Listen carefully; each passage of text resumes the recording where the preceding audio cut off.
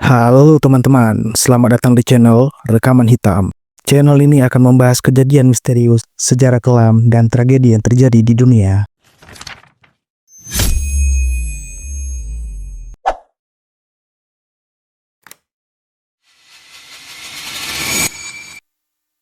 Kali ini kita akan mengulas sebuah kisah yang lebih menyeramkan dari sekedar legenda kartel narkoba, sosok perempuan yang digelari The Godmother of Cocaine, seorang wanita yang membangun kerajaan kokain bernilai miliaran dolar, yang bahkan disegani dan ditakuti oleh Pablo Escobar sendiri.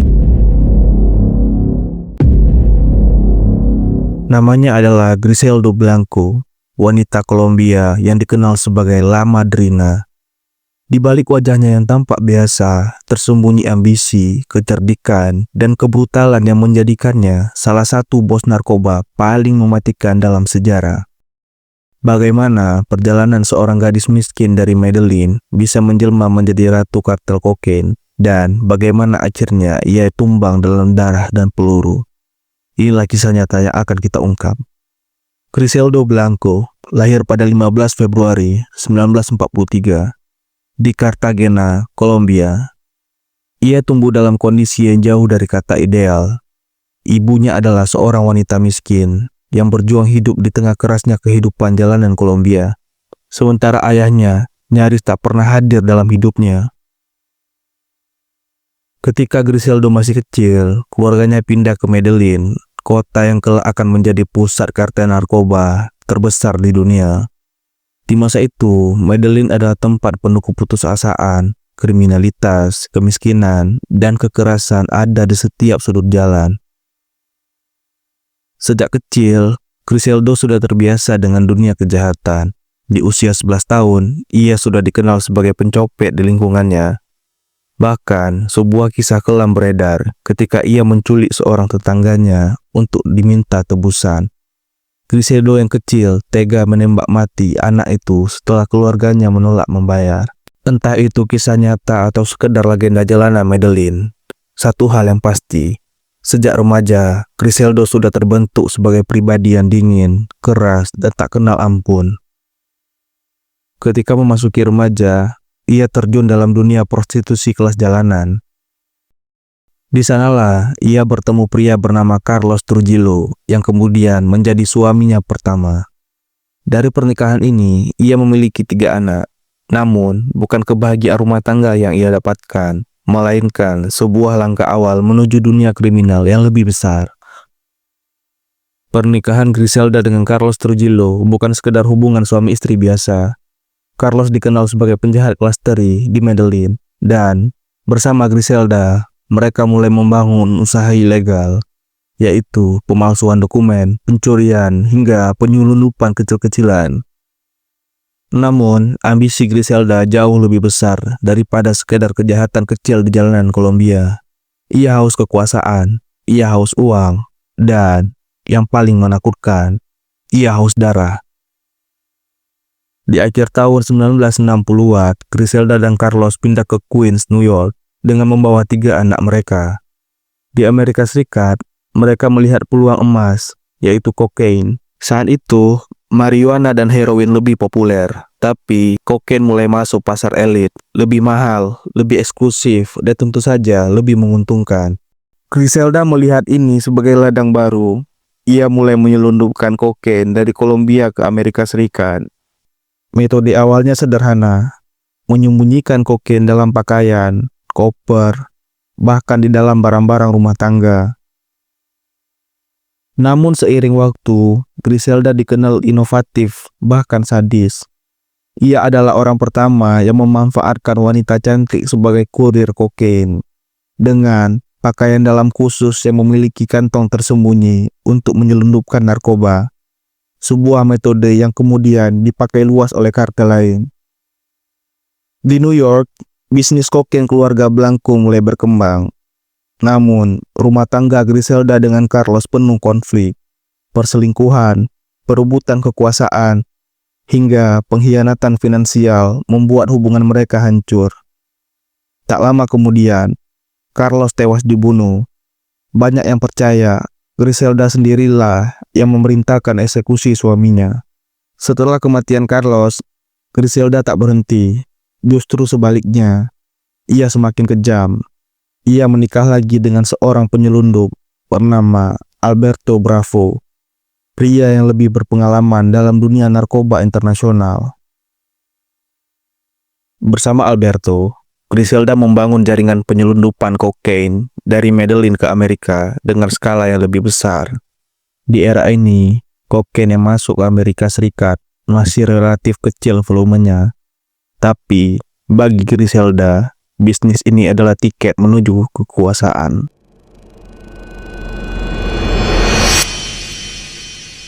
Awal 1970-an, Griselda Blanco dan suami keduanya, Alberto Bravo, pindah ke Miami, Florida. Pilihan ini bukan kebetulan. Miami adalah gerbang utama masuknya narkoba dari Amerika Latin ke Amerika Serikat. Kota itu penuh dengan imigran, pelabuhan sibuk, dan aparat hukum yang kewalahan menghadapi gelombang kriminalitas. Disinilah Griselda melihat peluang emas. Bersama Bravo, ia mulai menyelundupkan kokain dalam jumlah yang besar. Bukan lagi kiloan, tapi puluhan, bahkan ratusan kilogram dalam sekali kirim. Ia menciptakan pakaian dalam khusus untuk wanita kurir. Dengan kantong yang tersembunyi berisi kokain, ia menggunakan koper ganda dengan lapisan yang tersembunyi. Bahkan, ada laporan bahwa ia menyelundupkan kokain melalui patung dan perabotan rumah tangga. Tak lama, Miami kebanjiran kokain, dan hampir semuanya jejaknya bermuara pada jaringan milik Griselda. Tahun 1970-an hingga awal 1980-an sering disebut sebagai era kokain cowboys di Miami. Kota yang sebelumnya dikenal dengan pantai yang indah berubah jadi medan perang berdarah antar kartel. Ia tidak hanya pedagang narkoba, tapi juga ratu teror. Setiap orang yang mengkhianatinya akan menemui akhir hidup yang mengerikan. Salah satu kisah paling terkenal adalah bagaimana ia memerintahkan pembunuhan musuh bisnisnya di siang bolong di pusat kota Miami. Dia menggunakan metode drive-by shooting dengan sepeda motor, sebuah gaya eksekusi yang kemudian populer di dunia kartel. Di bawah kepemimpinan Griselda, kekerasan meningkat drastis. Ia tidak segan menghabisi musuh, bahkan orang dalam yang dianggap lemah atau berpotensi jadi pengkhianat. Seiring berjalannya waktu, julukannya semakin mengerikan, yaitu La Madrina atau Sang Ibu Baptis, karena posisinya mirip Godfather perempuan, atau The Black Widow, karena setiap suaminya selalu mati secara misterius, dan tentu saja Cocaine Godmother, atau Ratu Kokain yang menakutkan. Namun, hubungan dengan suami keduanya, Alberto Bravo, mulai memburuk. Griselda menuduh Bravo menyelewengkan uang kartel hingga jutaan dolar. Konflik ini berujung pada salah satu momen paling dramatis dalam hidupnya. Di Bogota, Kolombia, tahun 1975, Griselda dan Bravo bertemu untuk membicarakan masalah ini. Namun, pertemuan itu berubah jadi baku tembak di tempat parkir. Griselda menarik pistol dari tasnya dan menembak Alberto Bravo hingga tewas, bersama dua pengawalnya. Meski terluka, Griselda berhasil selamat. Sejak saat itu, ia benar-benar mengambil alih seluruh dunia kartel, tanpa pasangan dan tanpa saingan dari dalam rumah tangga. Setelah kematian Bravo, Griselda kembali ke Miami dan memperluas bisnisnya. Diperkirakan, pada puncaknya, jaringan Griselda menyelundupkan hingga 3.000 kg kokain per bulan ke Amerika Serikat. Pendapatan mingguannya mencapai 80 juta dolar, jumlah yang bahkan membuat kartel Medellin tertarik untuk ikut campur. Namun, uang besar selalu sejalan dengan darah yang tertumpah. Miami di era Griselda penuh dengan pembunuhan brutal, penculikan, dan perang antar geng. Namun, ambisi besar selalu beriringan dengan bahaya besar. Di balik keberhasilan bisnisnya, aparat Amerika mulai mencium pergerakan jaringan Blanco, dan konflik dalam keluarga sendiri mulai menjadi bom waktu yang siap meledak. Di bawah kendali Griselda, Miami berubah menjadi kota penuh teror. Setiap sudut jalan bisa jadi lokasi pembantaian. Pesaing bisnis, pengkhianat, bahkan orang yang hanya dicurigai sekalipun bisa tewas seketika. Polisi menyebut era ini sebagai Miami Drug Wars, perang narkoba yang menewaskan ratusan orang hanya dalam beberapa tahun. Metode eksekusi paling terkenal yang dipopulerkan oleh kartelnya adalah pembunuhan dengan menggunakan sepeda motor. Dua orang naik motor yang belakang menembak sasaran tanpa ampun. Metode ini kemudian ditiru oleh banyak kartel lain di seluruh dunia. Salah satu momen paling kelam terjadi ketika anak Griselda yang masih kecil diculik oleh saingannya. Alih-alih tunduk pada tuntutan tebusan, Griselda justru mengamuk. Ia mengirimkan pembunuh bayaran dan memerintahkan eksekusi besar-besaran. Puluhan orang tewas hanya untuk memberi pesan, jangan pernah sentuh keluarganya. Walaupun begitu kejam terhadap musuhnya, Griselda dikenal sangat menyayangi anak-anaknya. Ia bahkan menamai salah satu putranya, Michael Corleone Blanco, terinspirasi dari film The Godfather. Griselda tidak hanya membunuh musuhnya, ia juga tega menghabisi orang dalam yang dianggap lemah, lamban, atau sekedar membuat kesalahan kecil. Bahkan, ada kisah bahwa ia memerintahkan eksekusi anak buah yang sedang hamil hanya karena curiga akan berkhianat. Tak ada rasa iba, tak ada rasa belas kasih. Bagi Griselda, kekuasaan hanya bisa dipertahankan dengan rasa takut. Pada puncaknya, jaringan Griselda berhubungan erat dengan kartel Medellin milik Pablo Escobar. Meski mereka tidak terlalu bersahabat, keduanya sama-sama mendapat keuntungan besar dari pasar kokain Amerika Serikat. Bahkan ada kabar bahwa Pablo Escobar banyak belajar metode penyelundupan dari Griselda sebelum akhirnya mendirikan imperiumnya sendiri. Namun, semakin besar jaringan Griselda, semakin besar pula perhatian aparat. Miami sudah banjir darah, dan FBI mulai fokus untuk menjatuhkannya. Awal 1980-an, Miami sudah seperti medan perang terbuka. Polisi kewalahan, media setiap hari memberitakan penembakan brutal, dan publik menuntut pemerintah bertindak tegas. Nama Griselda Blanco pun masuk ke daftar prioritas DEA atau Drug Enforcement Administration, badan khusus Amerika yang menangani narkoba. Bertahun-tahun, DEA mengumpulkan bukti. Mereka menyusupkan agen ke dalam jaringan kurir, melacak transaksi bank, hingga memantau komunikasi rahasia. Setiap langkah Griselda dipelajari dengan detail. Puncaknya, pada 17 Februari 1985, DEA akhirnya berhasil menangkap Griselda Blanco di rumahnya di California.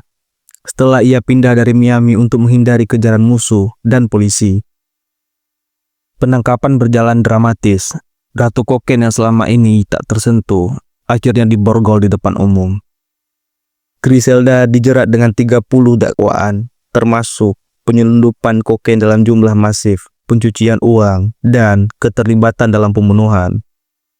Di pengadilan, jaksa menggambarkannya sebagai wanita paling berbahaya yang pernah menginjakkan kaki di Amerika Serikat. Kasus ini menyita perhatian besar, bukan hanya karena jumlah narkoba yang ia selundupkan, diperkirakan lebih dari 3 ton kokain, tetapi juga karena citra Griselda sebagai wanita tua berparas keibuan yang ternyata memimpin sindikat pembunuhan berdarah dingin. Pada 1985, Griselda dinyatakan bersalah dan dijatuhi hukuman 20 tahun penjara oleh federal. Namun, kasusnya tidak berhenti di situ. Pada 1990-an, jaksa di Miami mencoba menjeratnya lagi dengan tuduhan pembunuhan berencana, termasuk eksekusi brutal yang ia perintahkan selama perang kokain. Namun, kasus ini akhirnya gagal karena saksi kunci dianggap tidak kredibel. Bahkan, beberapa diduga diintimidasi atau terbunuh sebelum sempat bersaksi. Di balik jeruji besi, Griselda masih menakutkan. Meski sudah berusia lanjut, ia tetap dihormati sekaligus ditakuti sesama narapidana. Ada cerita bahwa ia tetap bisa mengendalikan sebagian bisnis narkoba dari balik penjara lewat perantara yang setia kepadanya. Namun, di sisi lain, tahun-tahun di penjara juga membuatnya semakin religius. Griselda mulai membaca Alkitab, berdoa setiap hari, bahkan mengaku bertobat. Setelah menjalani hampir 20 tahun, pada tahun 2004, Griselda akhirnya dibebaskan dari penjara federal. Namun, kebebasan itu tidak berlangsung lama. Karena statusnya sebagai imigran ilegal, Griselda langsung dideportasi kembali ke Kolombia. Ia kembali ke Medellin, kota kelahirannya yang dulu ia tinggalkan untuk menaklukkan Amerika. Banyak orang mengira cerita Griselda berakhir di sini. Namun, kenyataannya, babak terakhir justru lebih tragis. Setelah dideportasi ke Kolombia pada tahun 2004, Griselda Blanco hidup jauh lebih tenang dibanding masa lalunya. Ia tinggal di Medellin, mencoba menjauh dari dunia kartel, dan disebut-sebut mulai menjalani hidup sebagai wanita religius. Namun, bayang-bayang masa lalunya tidak pernah benar-benar hilang. Griselda tahu ia telah menciptakan terlalu banyak musuh, dan dalam dunia kartel, dosa darah tidak pernah benar-benar ditebus. Tanggal 3 September 2012, Medellin sore itu tampak biasa. Griselda yang kala itu berusia 69 tahun baru saja keluar dari sebuah toko daging. Ia ditemani menantunya dan berjalan santai seperti lansia kebanyakan. Namun, detik berikutnya, masa lalunya datang menagih.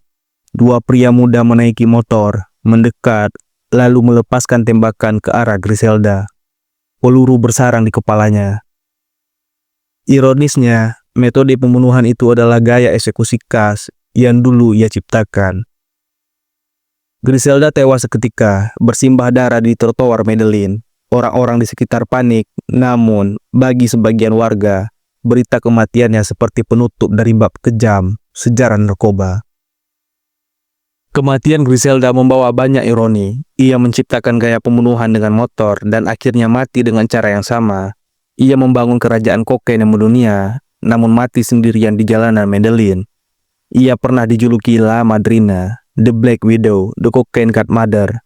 Tapi di akhir hayatnya, hanya seorang nenek renta yang ditembak tanpa ampun. Griselda Blanco meninggalkan jejak yang tak pernah bisa dihapus. Ia adalah pionir penyelundupan kokain berskala besar di Amerika Serikat. Ia mempopulerkan metode kekerasan brutal yang kemudian diadopsi kartel seluruh dunia. Ia membuktikan bahwa seorang wanita bisa menduduki posisi tertinggi di dunia kriminal yang biasanya dikuasai oleh laki-laki. Namun, warisan itu juga penuh darah. Ribuan nyawa melayang, Miami berubah jadi neraka, dan generasi demi generasi hancur karena narkoba yang ia sebarkan. Griselda Blanco bukan sekedar penjahat.